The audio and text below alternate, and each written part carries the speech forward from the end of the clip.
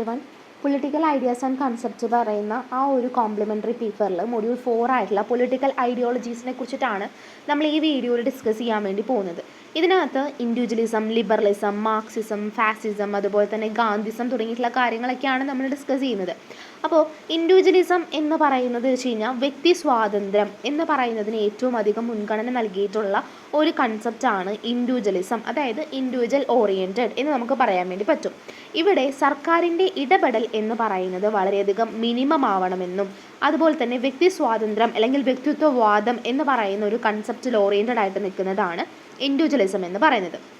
മറ്റുള്ളവർക്ക് ദോഷം ചെയ്യുന്നില്ലെങ്കിൽ വ്യക്തികൾക്ക് അവരുടെ സ്വന്തം ലക്ഷ്യങ്ങളും താല്പര്യങ്ങളും പിന്തുടരാൻ സ്വാതന്ത്ര്യം ഉണ്ടാവണം എന്നുള്ളതാണ് ഇൻഡിവിജ്വലിസത്തിലൂടെ പറയുന്നത്. അപ്പോൾ ഇതിലെ ഫസ്റ്റ് വൺ എന്ന് പറയുന്നത് മിനിമൽ ഗവൺമെൻറ് ഇൻ്റർവെൻഷൻ ആണ്. അതായത് ഗവൺമെൻറ്റിൻ്റെ ഇടപെടൽ എന്ന് പറയുന്നത് വളരെയധികം കുറവായിരിക്കണം. അതുപോലെ ഇപ്പോൾ ഉപദ്രവിക്കുക, മോഷണം, വഞ്ചന തുടങ്ങിയിട്ടുള്ള കാര്യങ്ങളൊക്കെ തന്നെ തടയാൻ മാത്രമാണ് സർക്കാർ ഇടപെടാൻ പറ്റുള്ളൂ എന്നാണ് ഇതിനകത്ത് പറയുന്നത്.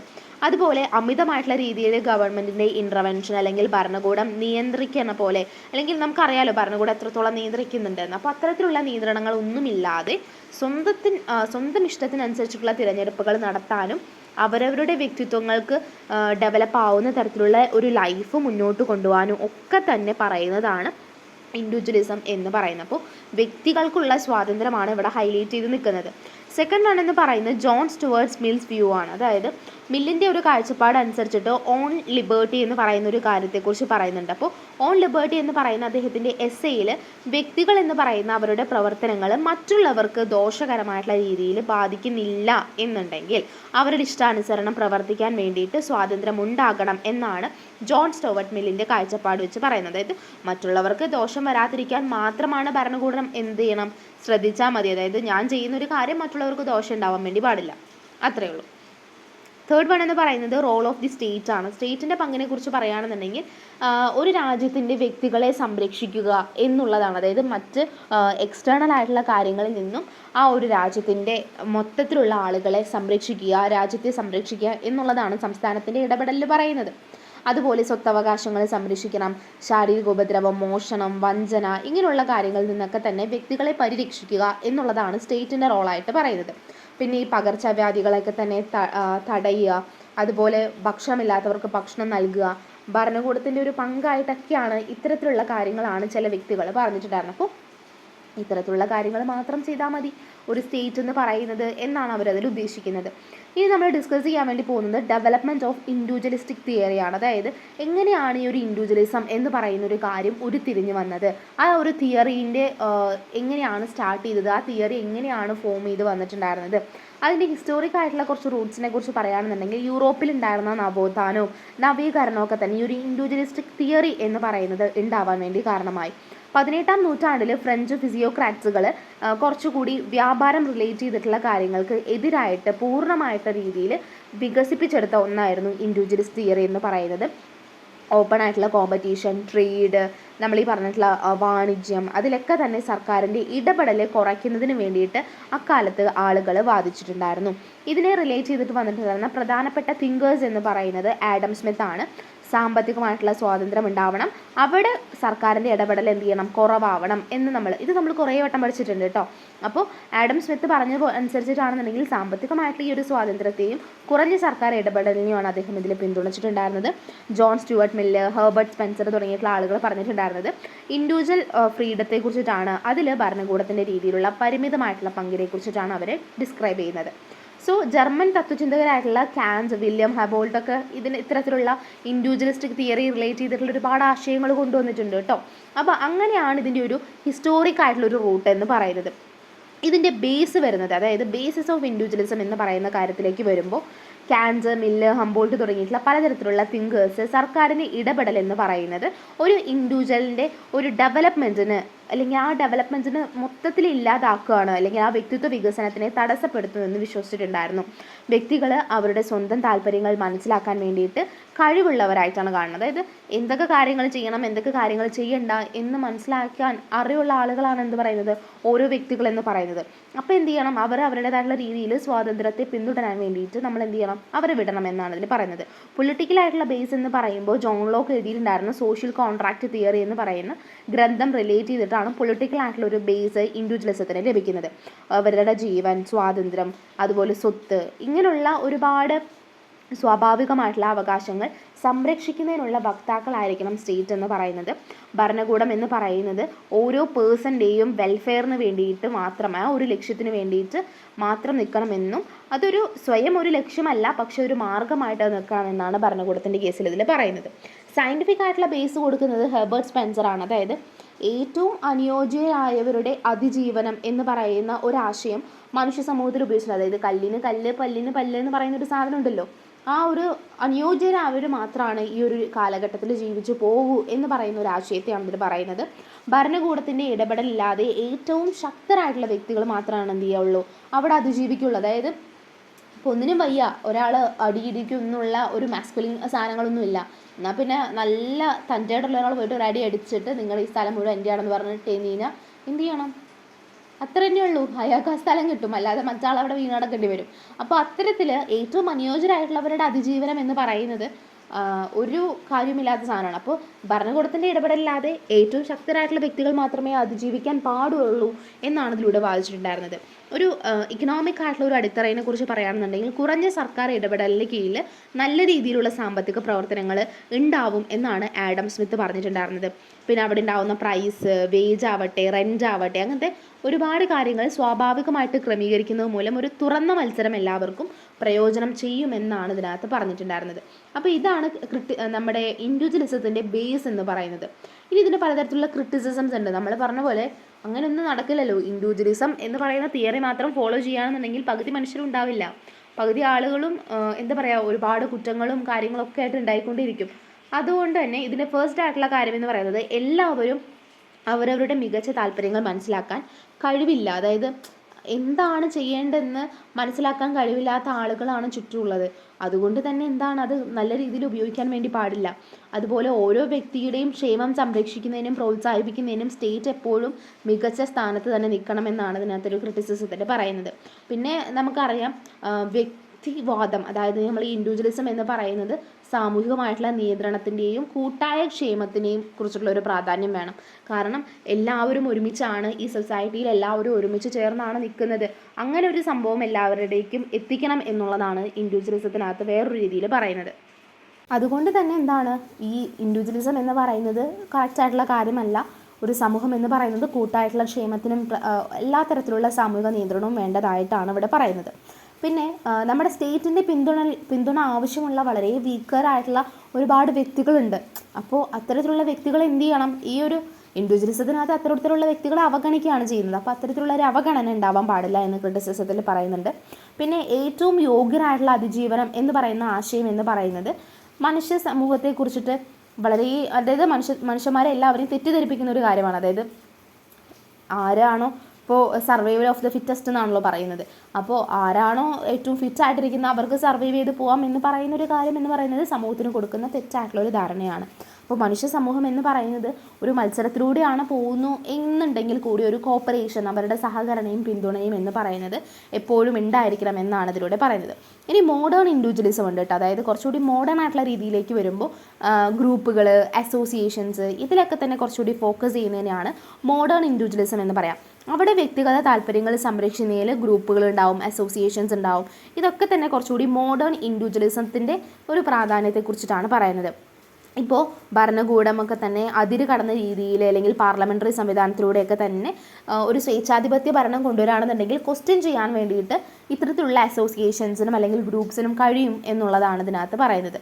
പിന്നെ വ്യക്തികൾ എന്ന് പറയുന്നത് കുറച്ചുകൂടി സ്വതന്ത്രരായിട്ടിരിക്കുകയും ഈ ഒരു സ്റ്റേറ്റും വ്യക്തികളും തമ്മിൽ ഒരു നല്ല രീതിയിലുള്ളൊരു ബോണ്ടിങ്ങിലേക്ക് എത്തുകയും ചെയ്യുന്നു. അപ്പോൾ ഭരണകൂടം എന്ന് പറയുന്നത് ആവശ്യമായിട്ടുള്ള രീതിയിലുള്ള പിന്തുണയും നിയന്ത്രണവും കൊടുക്കുന്നതിനെ കുറിച്ചിട്ടും ഇതിൽ ഡിസ്കസ് ചെയ്യുന്നുണ്ട്. അതാണ് മോഡേൺ ഇൻഡിവിജ്വലിസം എന്ന് പറയുന്നത്. ഇനി നമ്മൾ ഡിസ്കസ് ചെയ്യുന്നത് വാട്ട് ഈസ് ലിബറലിസം എന്നുള്ളതാണ്.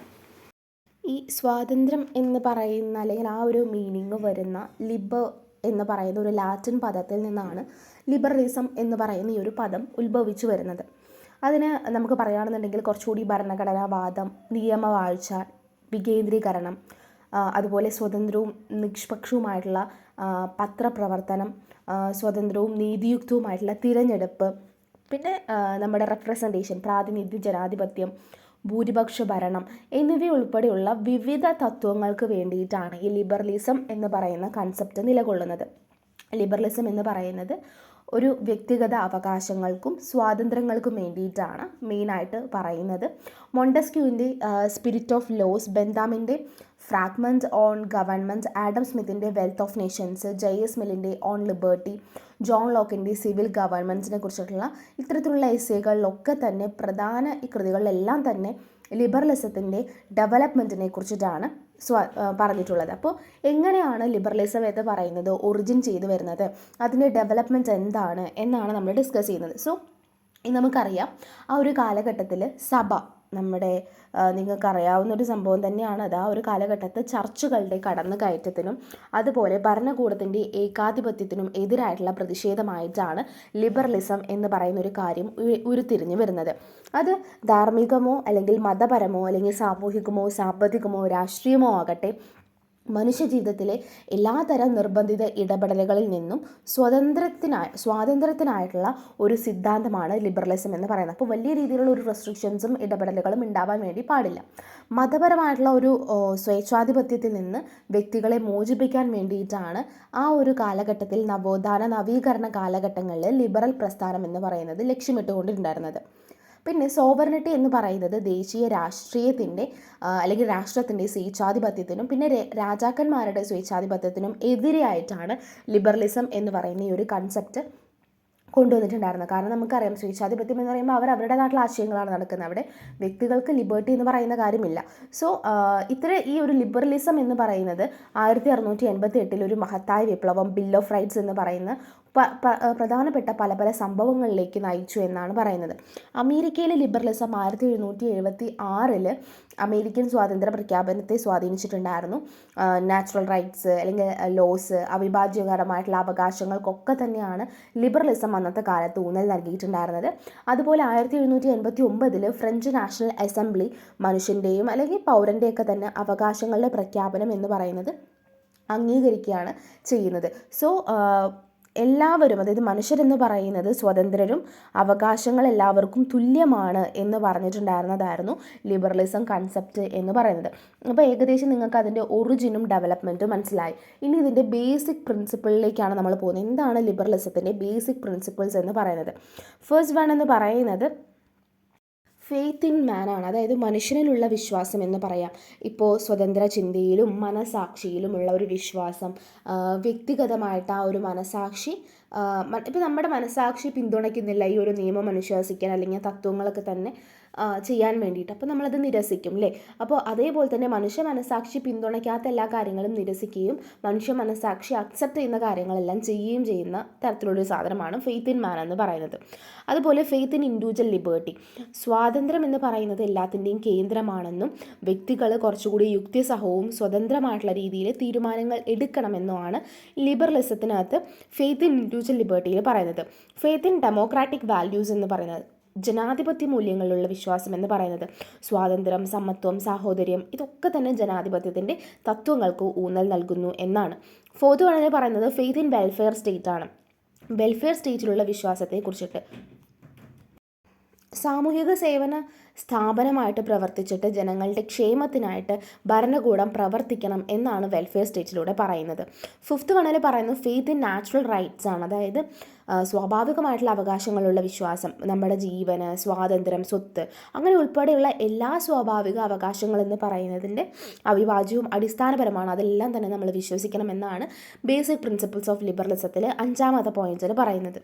ഡിസ്കസ് ചെയ്യുന്നത് faith in constitutional and limited ഗവൺമെൻറ്റ്സിനെ കുറിച്ചിട്ടാണ്. അതായത് ഘടനാപരവും അതുപോലെ പരിമിതമായിട്ടുള്ള ഗവൺമെൻറ്റിലുള്ള ഒരു വിശ്വാസത്തെക്കുറിച്ചിട്ടാണ്. ഇപ്പോൾ വ്യക്തിഗതമായിട്ടുള്ള അവകാശങ്ങൾ, സ്വാതന്ത്ര്യങ്ങൾ ഇതൊക്കെ തന്നെ സംരക്ഷിക്കുന്നതിൻ്റെ സർക്കാർ അധികാരങ്ങൾ പരിമിതപ്പെടുത്തണമെന്നാണ് ഇതിലൂടെ പറയുന്നത്. പിന്നീട് പറയുന്നത് പരമ്പരാഗതമായിട്ടുള്ള നിയന്ത്രണങ്ങളൊക്കെ തന്നെ നീക്കം ചെയ്യുന്നതിലൂടെ കുറച്ചുകൂടി ഡെവലപ്മെൻറ്റും അഭിവൃദ്ധിയിലും ഒക്കെ തന്നെ ആളുകൾക്ക് വിശ്വാസം വരുമെന്ന് പറയുന്നുണ്ട്. പിന്നെ തുടക്കത്തിലൊക്കെ തന്നെ വ്യക്തികളിൽ ശ്രദ്ധ കേന്ദ്രീകരിച്ചിരുന്നുണ്ടെങ്കിലും മോഡേൺ ലിബറലിസത്തിലേക്ക് വരുമ്പോൾ കുറച്ചുകൂടി സാമൂഹികമായിട്ടുള്ള ക്ഷേമമാണ് ഇതിനകത്ത് പരിഗണിക്കുന്നത് എന്ന് പറയുന്നുണ്ട്. പിന്നെ പലതരത്തിലുള്ള ട്രഡീഷണൽ ആയിട്ടുള്ള കാര്യങ്ങളോടുള്ള എതിർപ്പ് എന്ന് പറയുന്നത് ഇതിൻ്റെ ഒരു പ്രിൻസിപ്പിളായിട്ട് പറയുന്നുണ്ട്. യുക്തിവാദത്തിനും വേണ്ടി വാദിച്ച് പിന്നെ പാരമ്പര്യങ്ങൾക്കും അന്ധവിശ്വാസങ്ങൾക്കൊക്കെ എതിരെ ലിബറലിസം ഉയർന്നു വരികയാണ്. പിന്നെ ഭരണകൂടം എന്ന് പറയുന്നത് വ്യക്തിഗത വികസനത്തിനുള്ള ഒരു മാർഗമാണ്, ഒരു ലക്ഷ്യമല്ല എന്നും പറയുന്നുണ്ട്. പിന്നീട് സംരക്ഷണത്തിനും സന്തോഷത്തിനുമായിട്ട് വ്യക്തികൾ സൃഷ്ടിച്ചതും വ്യക്തിഗത താല്പര്യങ്ങൾക്ക് വിരുദ്ധമാണെന്നുണ്ടെങ്കിൽ മാറ്റത്തിന് വിധേയമാണ് എന്നുള്ളത് പറയുന്നത്. അപ്പോൾ ഇതൊക്കെയാണ് ബേസിക് പ്രിൻസിപ്പിൾസ് ഓഫ് ലിബറലിസം എന്ന് പറയുന്നത്. ഇനി ഇതിന് ധാരാളം മെറിറ്റ്സ് ഉണ്ട്. അതായത് ലിബറലിസത്തിൻ്റെ എന്തൊക്കെ തരത്തിലുള്ള മെറിറ്റ്സ് ആണെന്ന് പറയാം. അതിൽ സ്വാതന്ത്ര്യമുണ്ട്, സമത്വമുണ്ട്, സാഹോദര്യമുണ്ട്, ഇതൊക്കെ തന്നെ പ്രൊമോട്ട് ചെയ്യുന്നുണ്ട് അല്ലേ. പിന്നെ മതനിരപേക്ഷതയെ പ്രോത്സാഹിപ്പിക്കുന്നുണ്ട്. ജനാധിപത്യം എന്ന് പറയുന്ന ഒരു ആശയത്തെക്കുറിച്ച് പറയുന്നുണ്ട്. ഫ്യൂഡൽ അല്ലെങ്കിൽ യാഥാസ്ഥിത ആശയങ്ങളെ എതിർക്കുന്നുണ്ട്. നാച്ചുറൽ ആയിട്ടുള്ള റൈറ്റ്സിൽ ശ്രദ്ധ കേന്ദ്രീകരിക്കുന്നുണ്ട്. ഇതൊക്കെ അതിൻ്റെ മെറിറ്റാണ്. ഡീമെറിറ്റിൽ പറയുകയാണെന്നുണ്ടെങ്കിൽ സ്വാതന്ത്ര്യത്തിന് കുറച്ചുകൂടി അമിതമായിട്ടുള്ള പ്രാധാന്യം നൽകുന്നില്ലേ എന്നൊരു ക്വസ്റ്റ്യൻ ഉണ്ട്. പിന്നെ ഭരണകൂടത്തെക്കുറിച്ചിട്ട് ഒരു സംശയാസ്പദമായിട്ടുള്ള രീതിയിലുള്ളൊരു കാഴ്ചപ്പാട്, അതായത് ഭരണകൂടം നല്ലത് ചെയ്യാൻ ചാൻസ് ഇല്ല എന്നുള്ള രീതിയിലൊരു സംശയാസ്പദമായിട്ടുള്ള രീതിയിലുള്ളൊരു കാഴ്ചപ്പാട് പുലർത്തുന്നുണ്ട്. പിന്നെ സ്ഥിരത അല്ലെങ്കിൽ വ്യവസ്ഥാപിതമായിട്ടുള്ളൊരു തത്വചിന്തയും ഇല്ല ഇതിനകത്ത്.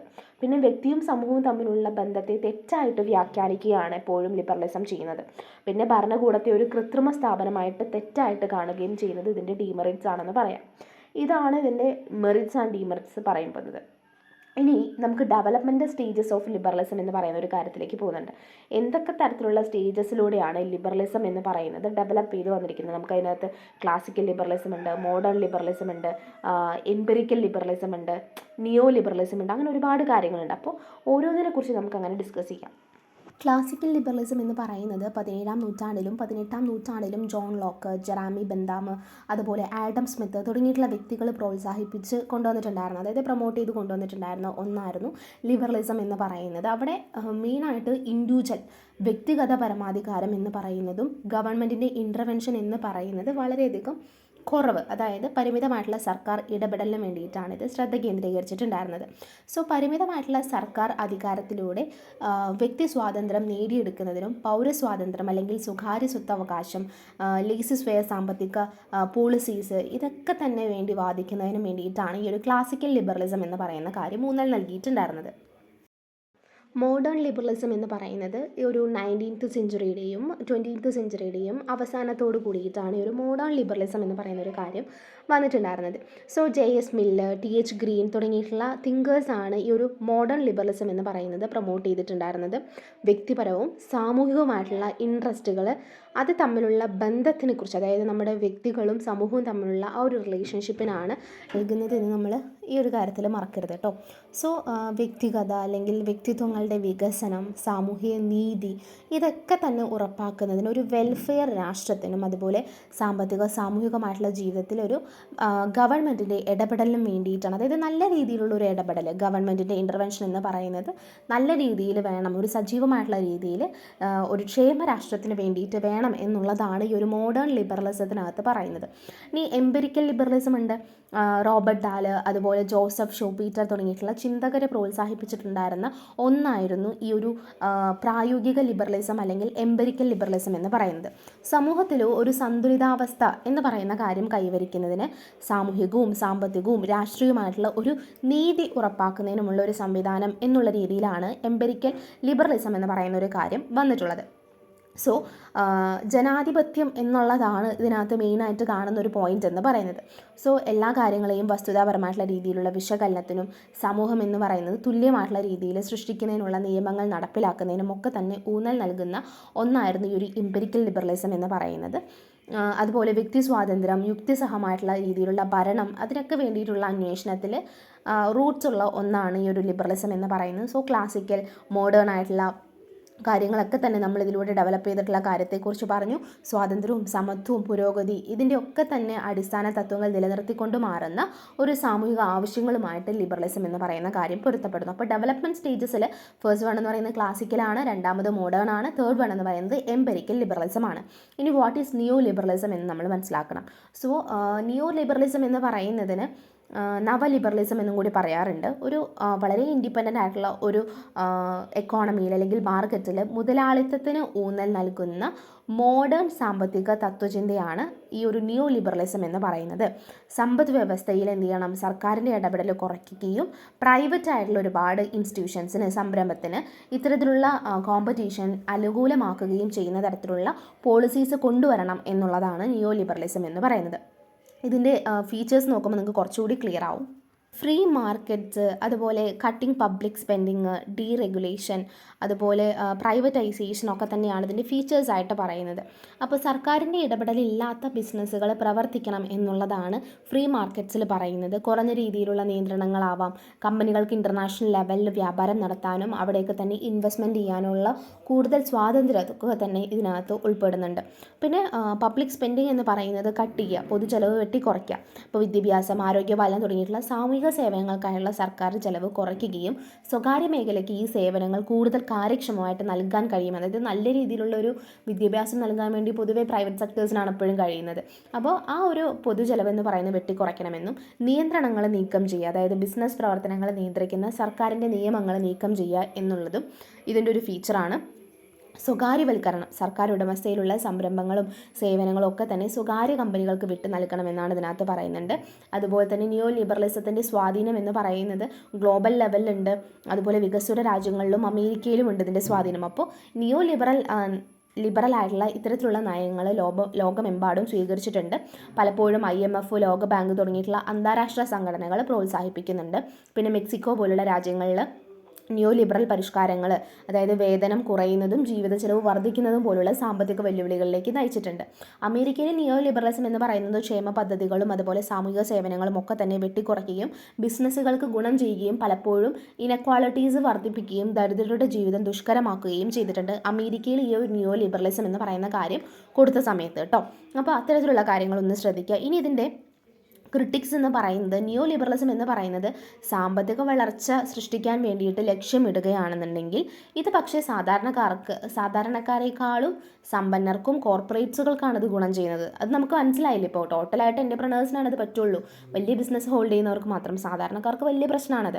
അപ്പോൾ ഇത് കൂടുതൽ ഇനക്വാളിറ്റീസിലേക്കും അതുപോലെ ആവശ്യ സേവനങ്ങളൊന്നും ലഭ്യത എന്ന് പറയുന്നത് കുറയാനും വേണ്ടിയിട്ട് കാരണമാവുന്നു. ഈ ഒരു ന്യൂ ലിബറലിസം എന്ന് പറയുന്നത് കുറച്ചുകൂടി ഫ്രീ ട്രേഡ് നടത്തുന്ന അല്ലെങ്കിൽ കുറഞ്ഞ സർക്കാർ ഇടപെടലുകളെയും പ്രോത്സാഹിപ്പിക്കുന്നു. ഇതെന്ത് ചെയ്യുന്നുണ്ട്, ആഗോളതലത്തിൽ സ്വാധീനം ചെലുത്തിയിട്ടുണ്ടെങ്കിലും ഇനക്വാളിറ്റീസ് വർദ്ധിപ്പിക്കാൻ വേണ്ടിയിട്ട് കാരണമാകുന്നു എന്നാണ് ഇതിനകത്ത് പറയുന്നത്. അപ്പോൾ ഓവറോളായിട്ട് ഇത്രയാണ് ലിബറലിസം റിലേറ്റ് ചെയ്തിട്ട് നമുക്ക് പറയാനുള്ളത്. സോ നെക്സ്റ്റ് ടോപ്പിക് എന്ന് പറയുന്നത് മാർക്സിസമാണ് അല്ലേ. കാറൽ മാർക്സും ഫ്രെഡറിക് എംഗൽസും വികസിപ്പിച്ചെടുത്തിട്ടുണ്ടായിരുന്ന ഒരു സാമൂഹിക രാഷ്ട്രീയ സാമ്പത്തിക സിദ്ധാന്തമാണ് മാർക്സിസം എന്ന് പറയുന്നത് കേട്ടോ. ഈ ക്ലാസ് സ്ട്രഗിൾസ്, അതായത് നമ്മുടെ പലതരത്തിലുള്ള സാമൂഹിക വർഗ്ഗങ്ങൾ തമ്മിലുള്ള പോരാട്ടങ്ങളിൽ ശ്രദ്ധ കേന്ദ്രീകരിക്കുകയും മുതലാളിത്തത്തെ വിമർശിക്കുകയും ചെയ്തിട്ടുണ്ടായിരുന്ന ഒരു തിയറിയായിരുന്നു മാർക്സിസം എന്ന് പറയുന്നത്. ഇതിൻ്റെ ഫീച്ചേഴ്സ് നമുക്ക് നോക്കാം. ഫസ്റ്റ് വൺ എന്ന് പറയുന്നത് ക്ലാസ് സ്ട്രഗിളാണ്. സമൂഹത്തെ രണ്ട് പ്രധാന വർഗ്ഗങ്ങളായിട്ടാണ് ഇവർ തരംതിരിച്ചത്.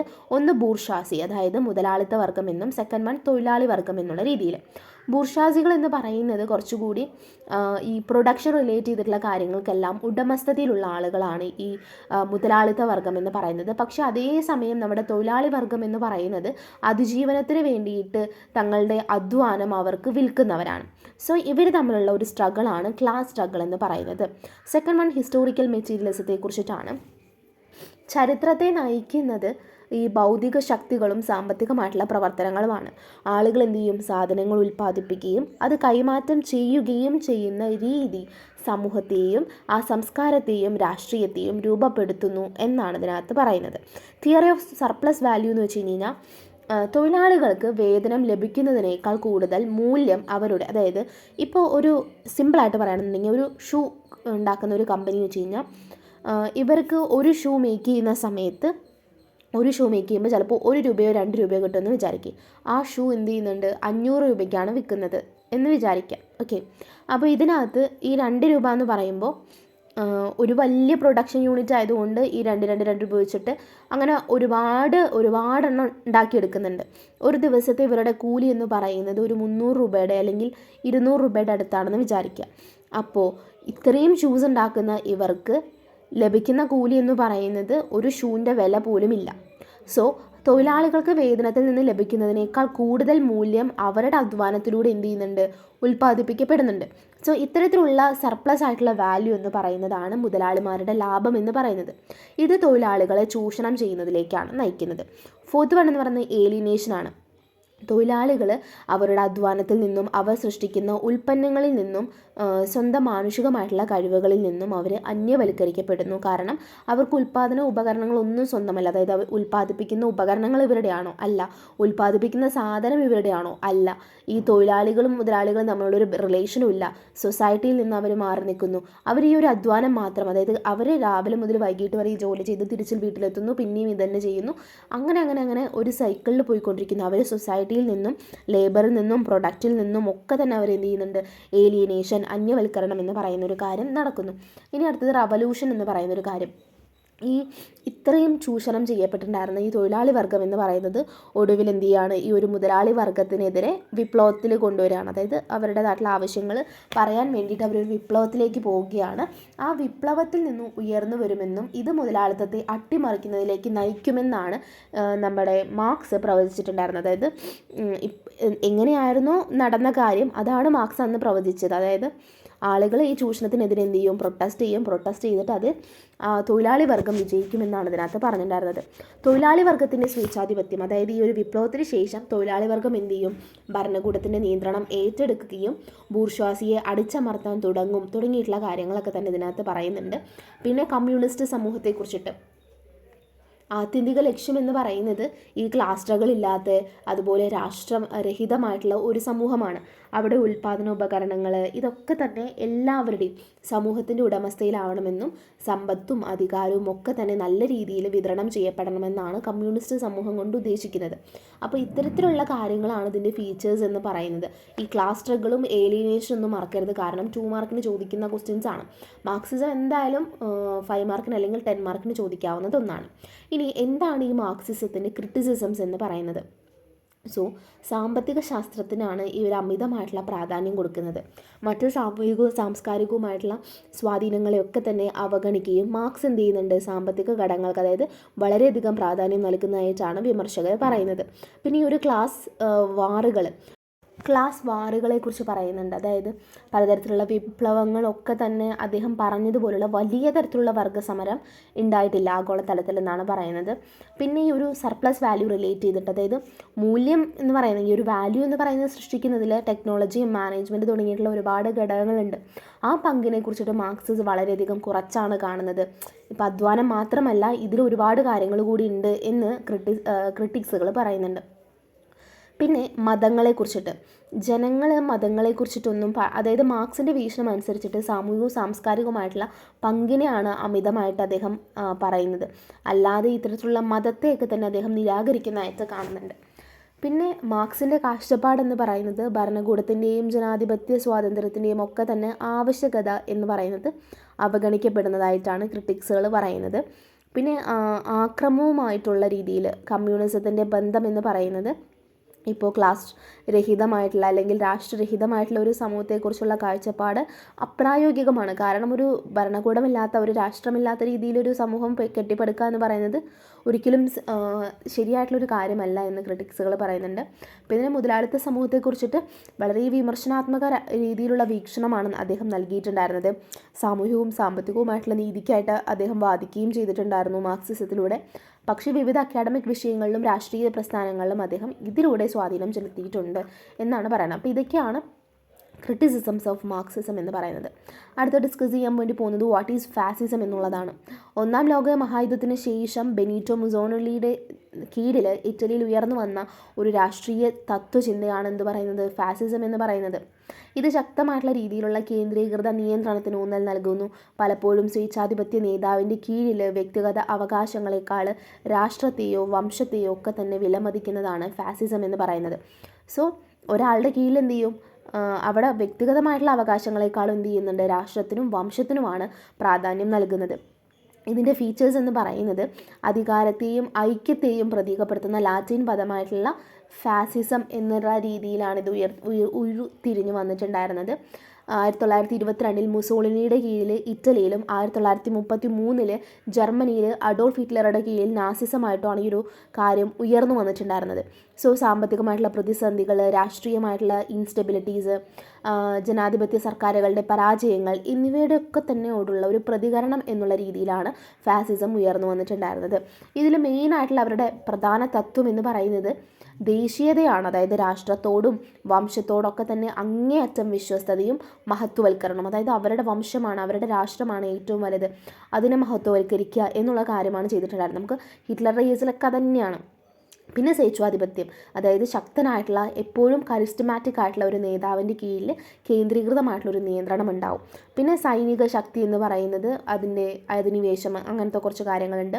പിന്നെ കമ്മ്യൂണിസം എന്ന് പറയുന്നത് വിരുദ്ധതയാണ് ഇവിടെ ചെയ്യുന്നത്. ലിബറലിസം ഒക്കെ തന്നെ അതിനോടൊക്കെ തന്നെ ഒരു വിരുദ്ധ മനോഭാവമാണ് ഇവിടെ കാണിക്കുന്നത്. കമ്മ്യൂണിസം, സോഷ്യലിസം, ജനാധിപത്യ തത്വങ്ങൾ എന്നിവയൊക്കെ തന്നെ നിരാകരിക്കുകയാണ് ഫാസിസത്തിനകത്ത് ചെയ്യുന്നത്. പിന്നെ പ്രതിപക്ഷത്തെ മാക്സിമം അടിച്ചമർത്തുക, അവരെ നിയന്ത്രിക്കുക, അവരെ നിശബ്ദമാക്കുക, അങ്ങനെയുള്ള കാര്യങ്ങളൊക്കെ തന്നെ, അതായത് സെൻസർഷിപ്പ്, അവർ ചെയ്യുന്ന കാര്യങ്ങൾ പ്രചരിപ്പിക്കാതിരിക്കുക തുടങ്ങിയിട്ടുള്ള കാര്യങ്ങളൊക്കെ തന്നെ ചെയ്തിട്ടുണ്ട്. പിന്നെ സ്വേച്ഛാധിപത്യ സർക്കാർ എന്ന് പറയുന്നത് കർശനമായിട്ടുള്ള സാമൂഹികവും സാമ്പത്തികവുമായിട്ടുള്ള നിയന്ത്രണങ്ങളുള്ളതും കേന്ദ്രീകൃതവും സ്വേച്ഛാധിപത്യവുമായിട്ടുള്ളൊരു ഭരണമാണ് ഫാസിസത്തിലുള്ളത്. പിന്നെ സ്വകാര്യ സ്വത്ത് അനുവദിക്കുമ്പോൾ പോലും ദേശീയ താല്പര്യങ്ങൾ നിറവേറ്റുന്നതിന് വേണ്ടിയിട്ട് ഭരണകൂടം എന്ത് ചെയ്യും, സമ്പദ് വ്യവസ്ഥയിൽ എന്ത് ചെയ്യുന്നുണ്ട്, കൃത്യമായിട്ടുള്ള നിയന്ത്രണം ചെലുത്തുന്നുണ്ട്. പിന്നെ ഉൽപ്പാദനവും അധ്വാനവും ഒക്കെ തന്നെ നിയന്ത്രിക്കുന്നതിൽ ഭരണകൂടവും ബിസിനസ്സുകളും തൊഴിൽ ഗ്രൂപ്പുകളൊക്കെ തമ്മിലുള്ള ഒരു കോർപ്പറേഷൻ ഇത് പ്രോത്സാഹിപ്പിക്കുന്നുണ്ട്.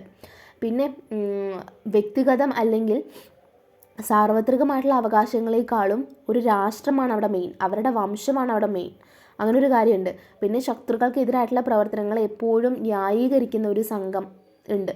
അതുപോലെ തന്നെ വ്യക്തിവാദവും ലിബറലിസവും ഒക്കെ തന്നെ ആ ഒരു ഗ്രൂപ്പിനെ ദുർബലപ്പെടുത്തുന്നു എന്നുള്ളൊരു വിശ്വാസമുണ്ട്. അതുകൊണ്ട് തന്നെ രാഷ്ട്രത്തിനും വംശത്തിനുമാണ് പ്രാധാന്യം നൽകിയിട്ടുണ്ടായിരുന്നത്. ശക്തമായിട്ടുള്ള സമൂഹവും സാഹോദര്യവും പലപ്പോഴും അക്രമത്താൽ അടിച്ചേൽപ്പിക്കപ്പെടുന്നു എന്നുള്ളതുണ്ട്. പിന്നെ വ്യക്തിഗതമായിട്ടുള്ള ഒരു ആത്മാഭിമാനം എന്ന് പറയുന്നത് ഗ്രൂപ്പിൻ്റെ വിജയമായിട്ടാണ് കാണിക്കുന്നത്. ഒരാൾ എന്നുള്ളതിനേക്കാളും ഒരു ഗ്രൂപ്പ് ഓഫ് പീപ്പിൾ, ഒരു വംശം എന്നുള്ള രീതിയിലാണ് അവരെപ്പോഴും നിലനിൽക്കുന്നത്. പിന്നെ സ്വാതന്ത്ര്യം എന്ന് പറയുന്നത് അഭിപ്രായ സ്വാതന്ത്ര്യം തുടങ്ങിയിട്ടുള്ള കാര്യങ്ങളൊക്കെ ഉണ്ട്. അതുപോലെ തന്നെ പൗരസ്വാതന്ത്ര്യങ്ങളൊക്കെ തന്നെ കർശനമായിട്ട് നിയന്ത്രിക്കപ്പെടും. ഇതെല്ലാം തന്നെ വളരെയധികം കർശനമായിട്ട് നിയന്ത്രിക്കപ്പെടുകയാണ്. ഇവർക്ക് സ്വാതന്ത്ര്യം എന്ന് പറയുന്നത് ഇല്ല. അതൊക്കെ തന്നെ ഇൻഡിവിജ്വൽ ആയിട്ടൊരു സാധനമില്ല, ഗ്രൂപ്പായിട്ടുണ്ടോ അതുണ്ട്.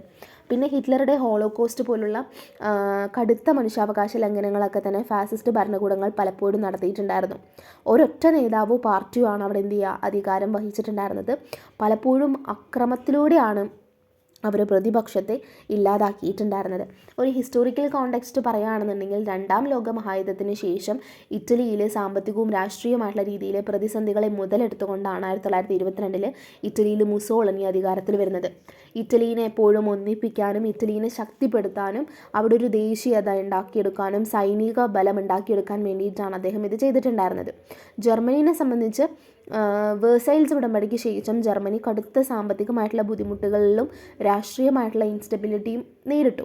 അങ്ങനെ ഹിറ്റ്ലർ ഈ ഒരു സാഹചര്യങ്ങൾ മുതലാക്കിക്കൊണ്ട് എന്ത് ചെയ്യും, പിന്തുണ നേടുന്നതിന് വേണ്ടിയിട്ട് ദേശീയവും സെമിറ്റിക്കും ആയിട്ടുള്ള വിരുദ്ധ പ്രത്യയശാസ്ത്രങ്ങളെ പ്രോത്സാഹിപ്പിക്കുകയും ഒടുവിൽ 2ാം ലോക മഹായുദ്ധം ആരംഭിക്കുകയും ചെയ്തു.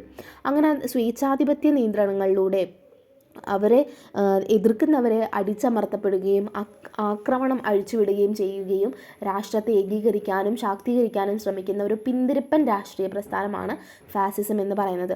സാമ്പത്തികവും സാമൂഹികവുമായിട്ടുള്ള പ്രതിസന്ധികളെ അഭിസംബോധന ചെയ്യാൻ വേണ്ടിയിട്ട് ഇത് ലക്ഷ്യമിടുന്നുണ്ടെങ്കിലും പലപ്പോഴും വലിയ വ്യാപകമായിട്ടുള്ള രീതിയിലുള്ള ആക്രമണങ്ങളും മനുഷ്യാവകാശ ലംഘനങ്ങളും അതുപോലെ വിനാശകരമായിട്ടുള്ള യുദ്ധങ്ങളുമാണ് ഫാസിസം എന്ന് പറയുന്ന ഈ ഒരു തിയറിയിലൂടെ നയിച്ചിട്ടുണ്ടായിരുന്നത് എന്നാണ് പറയുന്നത്. ഇനി നമ്മൾ ഡിസ്കസ് ചെയ്യാൻ വേണ്ടി പോകുന്നത് വാട്ട് ഈസ് ഗാന്ധിസം എന്നുള്ളതാണ്. ഗുജറാത്തിലെ പോർബന്ദറിൽ 1869 ഒക്ടോബർ 2 ജനിച്ചിട്ടുണ്ടായിരുന്ന മഹാത്മാഗാന്ധി ഇന്ത്യയുടെ സ്വാതന്ത്ര്യ സമരത്തിലെ പ്രധാന വ്യക്തിയായിരുന്നു. ഇത് നമുക്കറിയാവുന്ന കാര്യമാണ്. ലാളിത്യവും ധാർമ്മികതയും സമഗ്രതയും സത്യത്തോടും അഹിംസയോടുമുള്ള അദ്ദേഹത്തിൻ്റെ പ്രതിബദ്ധതയും ഒക്കെ തന്നെ കൊണ്ടാണ് അദ്ദേഹം ഏറ്റവും പ്രശസ്തനായിട്ടുണ്ടായിരുന്നത്. ഗാന്ധിയൻ ചിന്തയുടെ പ്രധാന വശങ്ങൾ ഇതൊക്കെ നമുക്ക് അറിയുന്നതാണ്, ഇതൊക്കെ നിങ്ങൾക്ക് തള്ളി വയ്ക്കാവുന്ന ഒരു ടോപ്പിക്കാണ്. സോ അദ്ദേഹം ഭഗവത്ഗീത അദ്ദേഹത്തിൻ്റെ മെയിനായിട്ടുള്ളൊരു കാര്യമാണ്. അദ്ദേഹത്തിൻ്റെ ഫലങ്ങളോട് അടുപ്പമില്ലാതെ പ്രവർത്തനങ്ങളോട് ഗാന്ധിയുടെ സമീപനം ആത്മീയ ഗ്രന്ഥമായിട്ടൊക്കെ ഭഗവത്ഗീതയിൽ അദ്ദേഹം പറയുന്നുണ്ട്. ജൈനമതവും ബുദ്ധമതവും അദ്ദേഹത്തിനെ ഇൻഫ്ലുവൻസ് ചെയ്തിട്ടുണ്ട് അഹിംസ എന്ന് പറയുന്ന ഒരു കാര്യത്തെ രൂപപ്പെടുത്തിയെടുക്കാൻ വേണ്ടിയിട്ട്. ജോൺ റസ്കിൻ്റെ ടു ദിസ് ലാസ്റ്റ്, അതുപോലെ തോറോയുടെ നിസ്സഹകരണം, ഈ ലേഖനങ്ങളൊക്കെ തന്നെ ടോൾസ്റ്റോയുടെ ദൈവരാജ്യം നിങ്ങളുടെ ഉള്ളിലുണ്ട് തുടങ്ങിയതൊക്കെ തന്നെ അദ്ദേഹത്തിനെ ഇൻഫ്ലുവൻസ് ചെയ്തിട്ടുണ്ട്. അഹിംസയായിരുന്നു ഗാന്ധിയൻ തത്വചിന്തയുടെ ഏറ്റവും വലിയ മൂലക്കല്ലെന്ന് പറയുന്നത്. ശാരീരികവും ആത്മീയവുമായിട്ടുള്ള ദോഷം വരുത്തുന്നതിൽ നിന്ന് വിട്ടു നിൽക്കണമെന്ന് അദ്ദേഹം ഇതിലൂടെ പറയുന്നുണ്ട്. സത്യമുണ്ട്, അതായത് സത്യമാണ് ആത്യന്തിക യാഥാർത്ഥ്യം എന്ന് പറയുന്നത്. ദൈവത്തിൻ്റെ പര്യായമാണ് സത്യമെന്നും സത്യത്തെ പിന്തുടരുന്നതിൽ ധാർമ്മിക സ്വയം അച്ചടക്കം അഹിംസയൊക്കെ തന്നെ ഉൾപ്പെടുന്നതിനെക്കുറിച്ച് അദ്ദേഹം പറയുന്നുണ്ട്. സത്യാഗ്രഹം, അതായത് നിസ്സഹകരണവും അന്യായമായിട്ടുള്ള നിയമങ്ങളോടും വ്യവസ്ഥകളോടും സഹകരിക്കാത്തത് ഉൾപ്പെടുന്ന അഹിംസാത്മക ചെറുത്തുനിൽപ്പിനെ കുറിച്ചിട്ട് അദ്ദേഹം പറയുന്നുണ്ട്. സ്വരാജ്, വ്യക്തി സ്വാതന്ത്ര്യത്തിനും കൂട്ടായ ഉത്തരവാദിത്തത്തിനും ഊന്നൽ നൽകുന്നു. സർവോദയ, അതായത് അഹിംസാത്മക മാർഗങ്ങളിലൂടെ സാമൂഹികവും സാമ്പത്തികവുമായിട്ടുള്ള ഉന്നമനത്തിനായിട്ട് വാദിക്കുന്ന, അല്ലെങ്കിൽ എല്ലാവരുടെയും ക്ഷേമം ഉറപ്പുവരുന്നതിനെ കുറിച്ചിട്ടാണ് ഇതിനകത്ത് പറയുന്നത്. പിന്നെ പാശ്ചാത്യ നാഗരികതയുടെ വിമർശനം, അതായത് ഗാന്ധി എന്ന് പറയുന്നത് പാശ്ചാത്യമായിട്ടുള്ള ഭൗതികവാദത്തെ എതിർക്കുകയും പകരം ആത്മീയവും ധാർമ്മികവുമായിട്ടുള്ള ഒരു വികസനത്തെക്കുറിച്ചിട്ടാണ് അദ്ദേഹം വാദിച്ചിട്ടുണ്ടായിരുന്നത്. പിന്നീട് പാശ്ചാത്യ ജനാധിപത്യത്തെക്കുറിച്ചുള്ളൊരു വിമർശനം അദ്ദേഹം നടത്തിയിട്ടുണ്ട്. കാരണം ഒരു താല്പര്യങ്ങളുടെ മത്സരമായിട്ടാണ് അദ്ദേഹം അതിനെ കണ്ടിട്ടുണ്ടായിരുന്നത്. പിന്നെ സംഘർഷങ്ങളുടെ പരിഹാരം, അതായത് സമാധാനപരമായിട്ടുള്ള രീതിയിലുള്ള പ്രതിഷേധങ്ങളും മാർച്ചുകളും നിസ്സഹകരണങ്ങൾ തുടങ്ങിയിട്ടുള്ള അഹിംസാത്മക മാർഗ്ഗങ്ങളിലൂടെ മാത്രമാണ് നമ്മൾ സംഘർഷങ്ങൾ പരിഹരിക്കാൻ വേണ്ടി പറ്റുള്ളൂ എന്ന് പറയുന്നുണ്ട്. അതുപോലെ അദ്ദേഹം കൊണ്ടുവന്നിട്ടുണ്ടായിരുന്ന കുറച്ച് ആക്റ്റീവായിട്ടുള്ള സംഭവങ്ങൾ എന്ന് പറയുന്നത് നിസ്സഹകരണ പ്രസ്ഥാനമാണ്. 1920 നമുക്കറിയാം, ബ്രിട്ടീഷ് ചരക്കുകളും സ്ഥാപനങ്ങളും ബഹിഷ്കരിച്ച് ബ്രിട്ടീഷ് ഭരണത്തിനെതിരായിട്ട് അഹിംസാത്മക ചെറുത്തുനിൽപ്പ് ലക്ഷ്യമിട്ടുകൊണ്ടാണ് നിസ്സഹകരണ പ്രസ്ഥാനം കൊണ്ടുവന്നിട്ടുണ്ടായിരുന്നത്. സിവിൽ നിസ്സഹകരണ പ്രസ്ഥാനമുണ്ട് 1930 അന്യായമായിട്ടുള്ള നിയമങ്ങൾ ലംഘിക്കുന്നതാണ് ഇതിനകത്ത് ഉൾപ്പെടുന്നത്. മറ്റേ ഉപ്പ് സത്യാഗ്രഹം, സാൾട്ട് മാർച്ച് ഇതിനകത്ത് ഉദാഹരണമാണ്. ക്വിറ്റ് ഇന്ത്യ പ്രസ്ഥാനം 1942 ഇന്ത്യയിലെ ബ്രിട്ടീഷ് ഭരണം അവസാനിക്കണമെന്ന് ലക്ഷ്യമിട്ടുണ്ടായിരുന്ന ഒരു ബഹുജന പ്രതിഷേധമായിരുന്നു അത്. അപ്പോൾ ഇത്തരത്തിലുള്ള കാര്യങ്ങൾ നമ്മൾ മറക്കരുത്. പിന്നെ ഗ്രാമസമ്പദ് വ്യവസ്ഥയെക്കുറിച്ച് അദ്ദേഹം പറയുന്നുണ്ട്. അതായത് ഗ്രാമങ്ങളാണ് ഇന്ത്യ എന്ന് പറയുന്നത്, അതുകൊണ്ട് തന്നെ സ്വയം പര്യാപ്തമായിട്ടുള്ള ഗ്രാമങ്ങൾ അല്ലെങ്കിൽ വ്യവസായങ്ങളെ പ്രോത്സാഹിപ്പിക്കണമെന്നും സ്പിന്നിങ് ചക്രങ്ങൾ, അതായത് ചർക്കയൊക്കെ തന്നെ ഗ്രാമങ്ങളെ റെപ്രസെൻ്റ് ചെയ്യുന്നു, അവരുടെ വ്യവസായത്തെ റെപ്രസെൻ്റ് ചെയ്യുന്നു അദ്ദേഹം പറഞ്ഞിട്ടുണ്ട്. പിന്നെ എപ്പോഴും ശ്രദ്ധിക്കേണ്ട ഒരു കാര്യം, പോരാട്ടം എന്ന് പറയുന്നത് അക്രമാസക്തമായിരിക്കണം, പരസ്പര ബഹുമാനത്തിലൂടെ വർഗ്ഗ സംഘർഷങ്ങളൊക്കെ തന്നെ പരിഹരിക്കണമെന്ന് അദ്ദേഹം വിശ്വസിച്ചിട്ടുണ്ടായിരുന്നു. ലളിതമായിട്ടുള്ളൊരു ജീവിതത്തിനെയാണ് അദ്ദേഹം പ്രൊമോട്ട് ചെയ്തിട്ടുണ്ടായിരുന്നത്. ലളിതവും സന്യാസപരമായിട്ടുള്ള ഒരു ജീവിത ശൈലി എന്ന് പറയുന്നത് അത്യാവശ്യമാണ് ഒരാളെ സംബന്ധിച്ച്. പിന്നെ വ്യക്തിപരമായിട്ടുള്ള ആഗ്രഹങ്ങൾ കുറയ്ക്കണമെന്നും ആത്മീയ വളർച്ചയിൽ ശ്രദ്ധ കേന്ദ്രീകരിക്കണമെന്നും പറഞ്ഞിട്ടുണ്ട്. പിന്നെ പാരമ്പര്യവും സ്വാധീനവും കുറിച്ച് പറയുകയാണെന്നുണ്ടെങ്കിൽ മാർട്ടിൻ ലൂതർ കിങ് ജൂനിയർ ഒക്കെ തന്നെ അവരുടെ പൗരാവകാശ പ്രസ്ഥാനം ഇതൊക്കെ തന്നെ അദ്ദേഹത്തിൻ്റെ ആശയങ്ങളെ സ്വാധീനിച്ചിട്ടുണ്ട്. പിന്നെ സ്വാതന്ത്ര്യാനന്തര ഇന്ത്യ എന്ന് പറയുന്നത് നീതി, സമത്വം, അഹിംസ ഇതൊക്കെ ലക്ഷ്യമിട്ടിട്ടുള്ള സാമൂഹികവും രാഷ്ട്രീയവുമായിട്ടുള്ള പരിഷ്കരണങ്ങൾക്ക് അദ്ദേഹത്തിൻ്റെ തത്വങ്ങൾ പ്രചോദനം നൽകിയിട്ടുണ്ട്. അഹിംസ, സത്യം, ധാർമ്മികത, സമഗ്രത ഇതിലൊക്കെ തന്നെ ഊന്നൽ നൽകുന്ന ഗാന്ധിയൻ തത്വചിന്ത എന്ന് പറയുന്നത് സാമൂഹിക, രാഷ്ട്രീയ, സാമ്പത്തിക വെല്ലുവിളികളെ അഭിസംബോധന ചെയ്യുന്നതിനുള്ളൊരു ശക്തമായിട്ടുള്ളൊരു ചട്ടക്കൂടായിട്ട് തുടരുന്നു. ഗാന്ധിയുടെ ജീവിതവും പഠിപ്പിക്കലുകളും ഒക്കെ തന്നെ നീതിയുക്തവും മാനുഷികവുമായിട്ടുള്ളൊരു ലോകത്തിന് വേണ്ടിയിട്ടുള്ള ശ്രമങ്ങളെയാണ് പറയുന്നതെന്നാണ് ഇതിനകത്ത് പറയുന്നത്. അപ്പോൾ ഓവറോളായിട്ട് ഈ ഒരു മൊഡ്യൂളിനകത്ത് നമ്മൾ ഡിസ്കസ് ചെയ്തിട്ടുണ്ടായിരുന്നത് ഇൻഡിവിജ്വലിസം, ലിബറലിസം, മാർക്സിസം, ഫാസിസം, ഗാന്ധിസം. ഇതാണ് പൊളിറ്റിക്കൽ ഐഡിയോളജീസിൻ്റെ 5 പറയുന്നത്. ഇത് കൃത്യമായിട്ട് മനസ്സിലാക്കി വയ്ക്കുക.